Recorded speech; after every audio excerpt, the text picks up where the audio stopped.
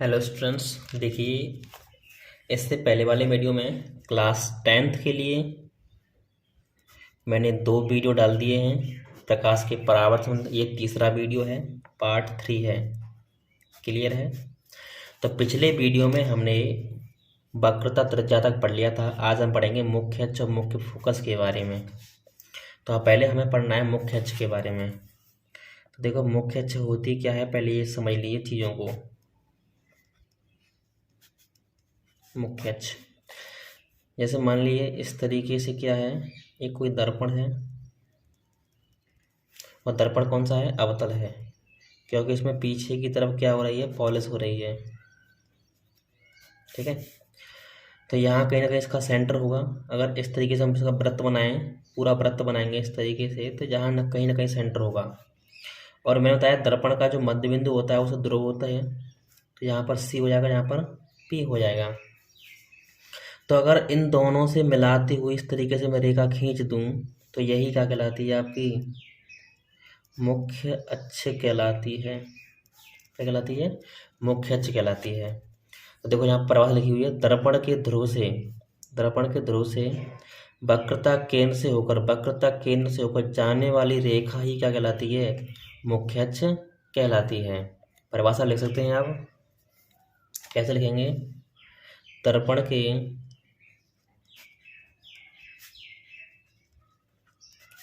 के ध्रुव से वक्रता त्रिज्या को मिलाने वाली रेखा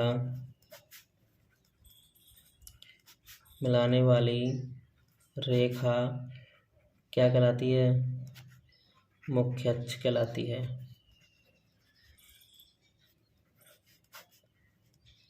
समझ में आएगी? यानी कि इन दोनों से मिलाती हुई वक्रता केंद्र से मुख्य ध्रुव से, इन दोनों को मिलाते हुए रेखा खींचते हैं, तो यही क्या कहलाती है, आपकी मुख्य अक्ष कहलाती है। ठीक है, अगली हेडिंग क्या है, मुख्य फोकस या करके फोकस। चलिए पहले समझते हैं चीज़ों को। इस तरीके से ये कोई दर्पण हो गया, अवतल है, यहाँ कहीं ना कहीं सेंटर होगा और यहाँ क्या होगा, पी होगा। तो यहाँ पर मैं कोई वस्तु रख दूँ इस तरीके से, तो इसके समांतर जो रेखा आती है, रेखा आएगी समांतर, और दर्पण से टकरा के जिस बिंदु से एक जाएगी, टकराने के पश्चात जिस बिंदु से होकर जाएगी, वहाँ पर ही क्या होता है, मुख्य फोकस होता है। तो परिभाषा क्या लिखेंगे, जब कोई किरण, ये किरण है, ये मुख्य अक्ष है गई, मुख्य अक्ष दोनों की एकदम कैसी है, पैरेलल है, एकदम समांतर है। तो जब कोई किरण मुख्य अक्ष के समांतर आती है, तो दर्पण के परावर्तन के पश्चात जिस बिंदु से होकर जाती है, वहीं पर क्या होता है, मुख्य फोकस होता है। ये आपको परिभाषा लिख देनी है। ठीक है, क्या लिखनी है, दोबारा सुन लीजिए। जब कोई किरण मुख्य अक्ष के समांतर चलती है, तो दर्पण से लौटने के पश्चात जिस बिंदु से होकर जाती है, वहीं पर क्या होता है, मुख्य फोकस होता है। इसका सूत्र होता है F बराबर R/2। क्या होता है, F बराबर R/2 होता है। क्लियर है? अब चलते हैं नेक्स्ट की ओर। फोकस दूरी, अगली हेडिंग फोकस दूरी। अब देखो ये क्या होगी, वैसे ये सूत्र इसमें आएगा, ठीक है, फोकस दूरी में। अब देखो फोकस दूरी क्या होती है, ये वाला फोकस हो गया, ये वाली क्या हो गया, ध्रुव हो गया। तो फोकस से ध्रुव तक की दूरी क्या कहलाती है, फोकस से ध्रुव तक की दूरी दर्पण की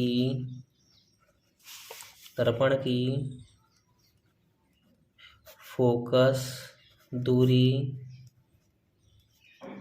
कहलाती है। F बराबर R/2, R/2। ठीक है, अगली हेडिंग क्या है?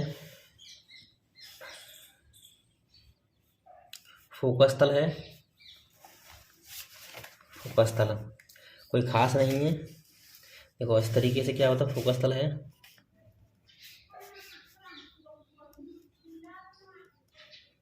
फोकस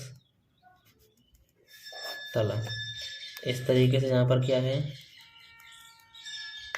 कोई दर्पण है, यहाँ पर सेंटर होगा, यहाँ पर अब फोकस हो गया और यहाँ पर पी हो गया, 3 चीज़ बढ़ गई। तो इस तरीके से हम तल खींचते हैं जो फोकस से होकर इस तरीके से जाए, यानी जो मुख्य अक्ष को फोकस पे 90 एंगल से जो तल जाता है उसे क्या बोलते हैं हम? फोकस तल। ठीक है,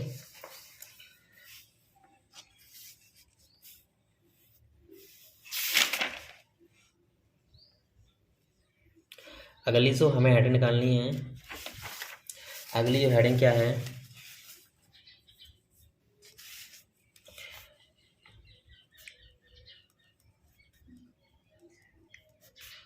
फोकस दूरी व वक्रता। ठीक है, चलो इसे बाद में करेंगे, पहले समझते हैं।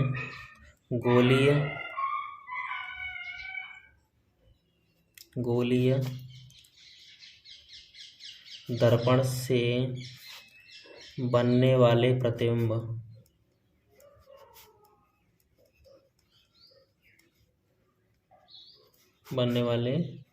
प्रतिबिंब ठीक है,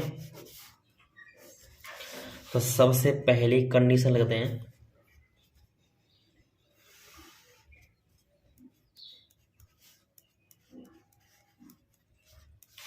ये हो गया अवतल दर्पण, यहाँ पर हो गया सेंटर, यहाँ पर हो गया फोकस, यहाँ पर हो गया ध्रुव। तो पहले कहते हैं वस्तु को अनंत पर। पहली कंडीशन क्या रहेगी? अरे जब वस्तु कहाँ रखेगी? अनंत पर। अनंत पर रखी हो जब वस्तु, ठीक है, अनंत पर। तो अनंत पर रखी हो जब वस्तु, तो देखो इस तरीके से कोई भी किरण आएगी, मैंने बताया था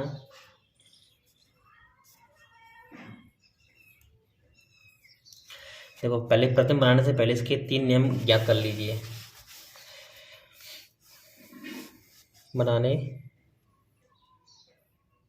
के नियम, क्योंकि जब तक आपको नियम नहीं पता होंगे आप प्रतिबिंब नहीं बना सकते। देखो सबसे पहला नियम क्या होता है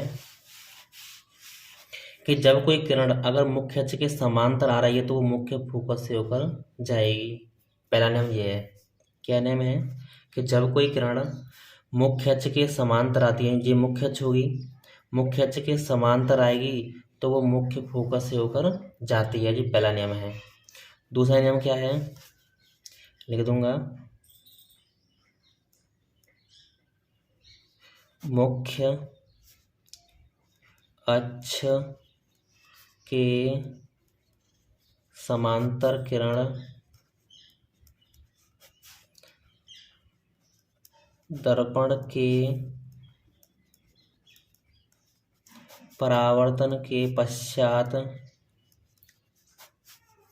क्या जाते हैं? फोकस से जाती है। ठीक है, सेकंड पॉइंट क्या रहेगा? सेकंड नियम क्या रहेगा? ये कहीं सेंटर हो जाएगा, ये यहाँ फोकस हो जाएगा, ये यहाँ पर पी हो जाएगा। जब कोई किरण फोकस से होकर जाती है, पहले कहाँ से आई? समांतर आई तो कहाँ गई? फोकस है कि।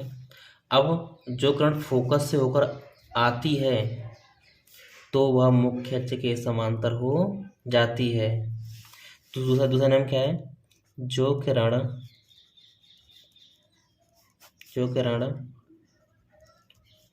फोकस से होकर आती है वह मुख्य अक्ष के समांतर हो जाती है। सी पॉइंट क्या रहेगा, चित्र यहाँ पर देख लीजिए। ये कोई क्या होगा, अवतल हो गया, यहाँ पर सेंटर, यहाँ पर फोकस, ये तीन तो बनाने हैं आपको।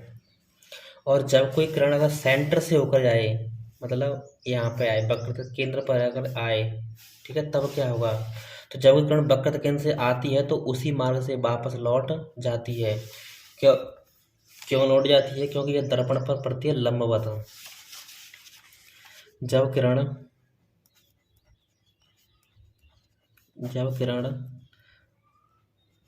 वक्रता केंद्र से दर्पण पर पड़ती है तो उसी मार्ग से वापस लौट जाती है। क्योंकि लिख ली हूँ, यह दर्पण पर लंबवत पड़ती है। लंबवत का मतलब है, अगर देखो मान लो, अगर मैं बॉल को सीधे मारूं, इस तरीके से ठड्डा आएगी तो सीधे ऊपर जाएगी। अगर थोड़ी टेढ़ी अगर मैं बॉल को मारूंगा तो क्या होगी, वो इस तरीके से आएगी, इससे चली जाएगी। लेकिन एकदम सीधी बॉल आएगी तो अब सीधे आपसे लौट जाएगी। अब चलते हैं प्रतिबिंब का बनना। प्रतिबिंब का बनना तो 5 से 6 कंडीशन है, मैं चित्र बना के एक ही बार में सबको समझा दूंगा। ये पहला चित्र, ये दूसरा चित्र, ये तीसरा चित्र, ये सभी बना दिए मैंने। यहाँ पर सेंटर, यहाँ पर फोकस, यहाँ पर ध्रुव, तीनों में यही होंगे, सेंटर, फोकस, ध्रुव, सेंटर, फोकस, ध्रुव।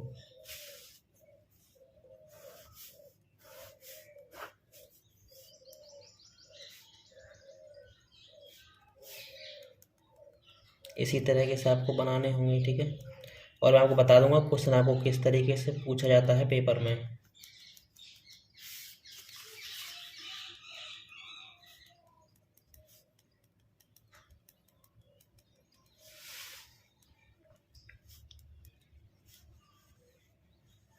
ठीक है, इस तरीके से।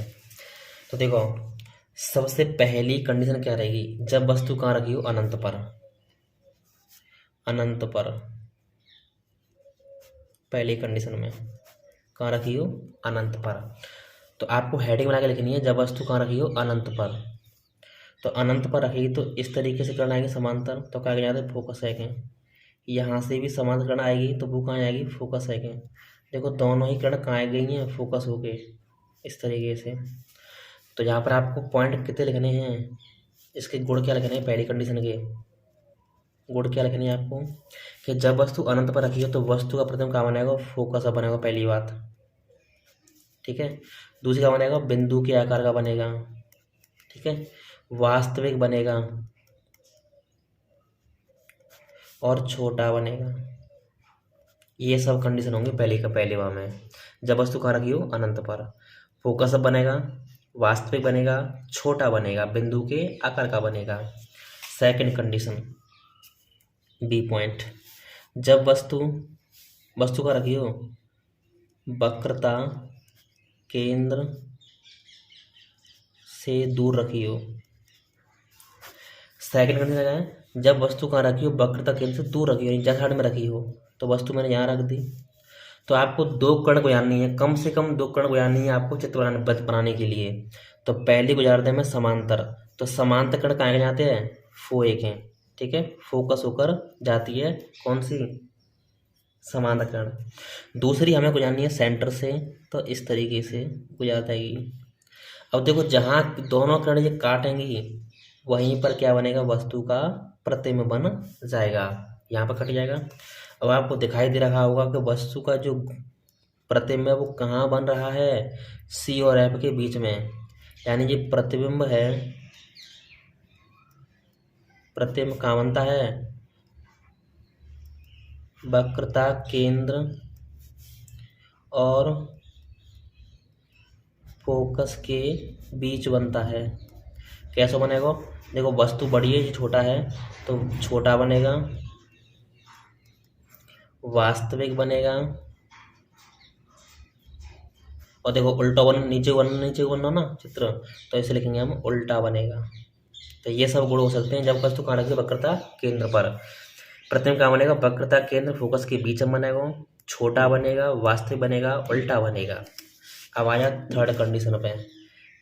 थर्ड कंडीशन क्या मानूं, जब वस्तु कहाँ रखी हो, वक्रता केंद्र पर। यानी तीसरी हेडिंग आपको क्या रखनी है, जब वस्तु कहाँ रखी हो, वक्रता केंद्र पर रखी हो, यानी यहाँ पर रखी हो वस्तु। तो एक तो गुजारेंगे समांतर किरण वो कहाँ जाते हैं, फोकस है के। तो दूसरी गुजारेंगे हम फोकस है के, तो वो कहाँ जाता है, मुख्य अक्ष के समांतर हो जाती है इस तरीके से। तो यहाँ पर जो प्रतिबिंब बनेगा वो जस्ट इसके नीचे बनेगा। तो इसके गुण क्या हो सकते हैं, जब वस्तु कहाँ रखी वक्रता केंद्र पे, तो प्रतिबिंब कहाँ बनेगा, जो प्रतिबिंब बनेगा वो वक्रता केंद्र पर ही बनेगा, वक्रता केंद्र पर ही बनेगा।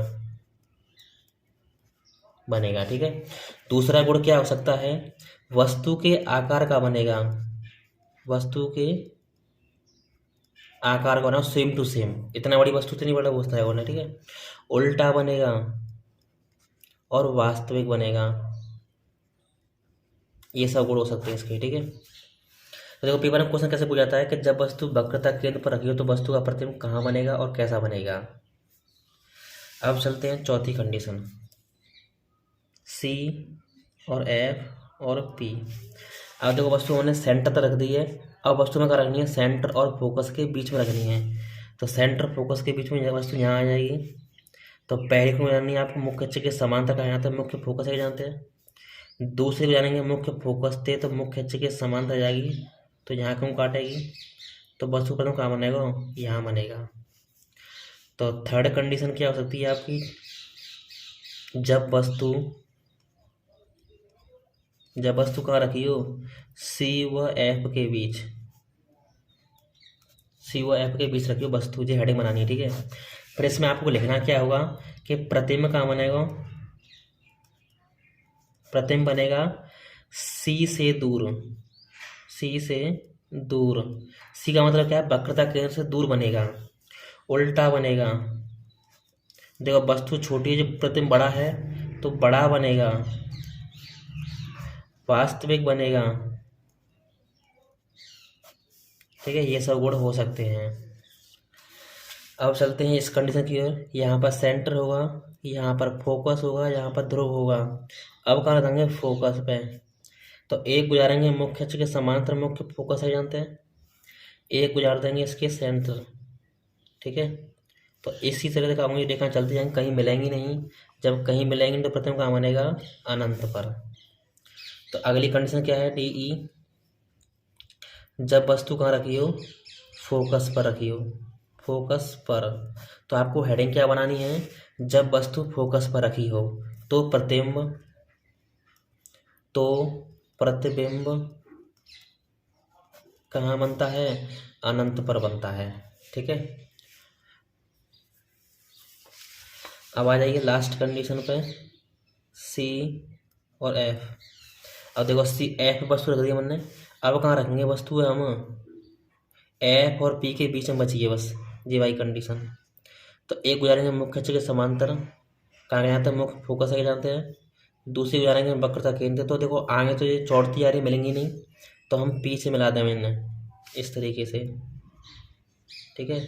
तो पीछे को मिल रही है, जब पीछे मिल रही हैं तो दर्पण के पीछे हमें कुछ महसूस नहीं होता है। अब बताओ दर्पण के पीछे आपको कुछ दिखाई देता है, नहीं दिखाई देता। तो हम क्या कहेंगे कि जब वस्तु एफ व पी के बीच रखी हो, पी के बीच, एफ का मतलब जब वस्तु फोकस और ध्रुव के बीच रखी हो तो प्रतिबिंब कहाँ बनेगा, प्रतिबिंब क्या बनते, देखो दर्पण के पीछे मिल रही है, मिलती नहीं है वास्तव में, नहीं, कल्पना करते हैं। दर्पण के पीछे, दर्पण के पीछे, ठीक है, कल्पना करते हैं हम, वास्तविक नहीं बनते हैं, हमें दिखता नहीं है, तो उसे बोलेंगे हम काल्पनिक। क्या बोलेंगे? काल्पनिक। और वस्तु से बड़ा बनेगा, वस्तु से बड़ा। अगर इसको हम मिला दें में, तो ऊपरी तो काट रहे हैं, इस तरीके से बनेगा चित्र। तो देखो वस्तु से बड़ा बन रहा है, और क्या बन रहा है? एकदम सीधा बन रहा है। ऐसा चित्र बन रहा है, सीधा बन रहा है। तो अब तुम्हारे 2-3 इंपॉर्टेंट पॉइंट बचे हैं। एक तो F बराबर R/2 के बीच में संबंध का सूत्र रह गया है। एक 1/F बराबर 1/V माइनस 1/U के बीच में संबंध का सूत्र रह गया है। तो ये दोनों अगले ही वीडियो में कंप्लीट हो जाएंगे, तो आपका चैप्टर ये क्या होगा, पहला फिनिश हो जाएगा। ठीक है।